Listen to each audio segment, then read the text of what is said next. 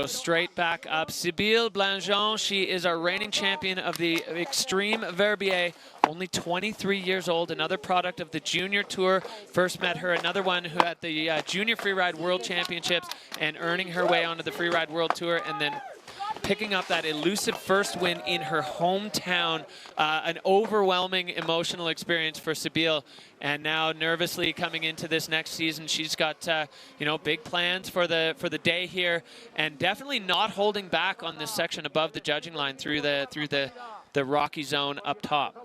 Yeah, she's been training hard. She's skiing really well. I think the win in Verbier last season gave her the confidence. She feels more at home on the tour. She feels ready that she can ski like she is capable of. Well, you hit it perfectly before, Anna. For some of these young riders, all of a sudden they're thrown into the mix with their heroes, and for them to feel like they actually belong at that level with riders that they've got maybe posters of on their wall, it's a big deal. Sybille opening things up with a little hop into the top of this couloir, making their way down. We saw Cody Bramwell coming through here. It's a little bit bushy, but riders saying that those bushes are quite slippery, so they're actually okay to ride on. Great skiing, those bushes. And she is making her way through this shelf that has a few options for airing out. She is taking a big one. Holy, holding it together. Great recovery there from Sybille Blanjean. And she is charging out. She will be ducked on control for not a perfect landing. But what do you think, Eric? It was a pretty big air. That was a huge air. Sybille was extremely nervous about that when we chatted this morning, and she said, I've got one big one in my line that I'm scared of. And her big fear was that she was going to land on a rock. Didn't land on a rock, but definitely landed with her right ski very close to a rock, and had to kind of pull it in and balance on that other ski to hold on to that. But she did. She pulled it off. The preseason training, all that, and you can just see how stoked Sybille is coming through the finish arch. She will be all smiles.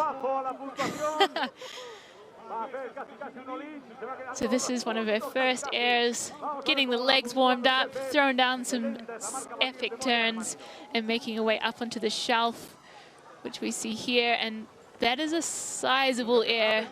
She lands pretty close to that rock. Maybe she did catch a little something, but just managed to hold it together and charge out with some serious pace. Yeah, it looks like her right ski just got a little pulled there as she landed, but she brought it back under her, was able to keep the hips over the feet and stay balanced. So top to bottom, a strong one for Sybille Blanjean. Kisses for the folks at home.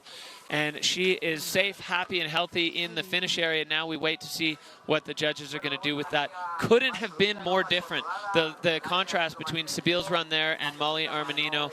Totally different sides of the face. The extreme riders left for Molly, extreme riders right for Sybille. Really strong big airs for both of them.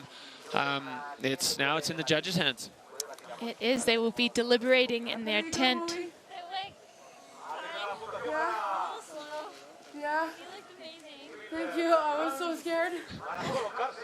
See, free riders have feelings too. I feel like I blacked out mid-run. Because all of a sudden I was on the top of my cliff. I was like, what? Already?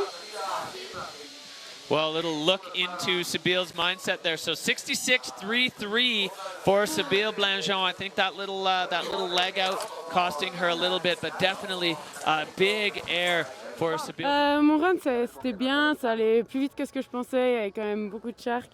Mais j'ai posé avec un peu une perte de contrôle à l'atterrissage. Donc voilà, mais c'est cool, il fait beau. Et la neige, j'avais pas trop mal. Donc bien. Baqueira, bah, c'est toujours la folie. On voit tous les spectateurs, c'est assez incroyable. Ils sont assez fous, ces Espagnols, donc c'est cool. Okay.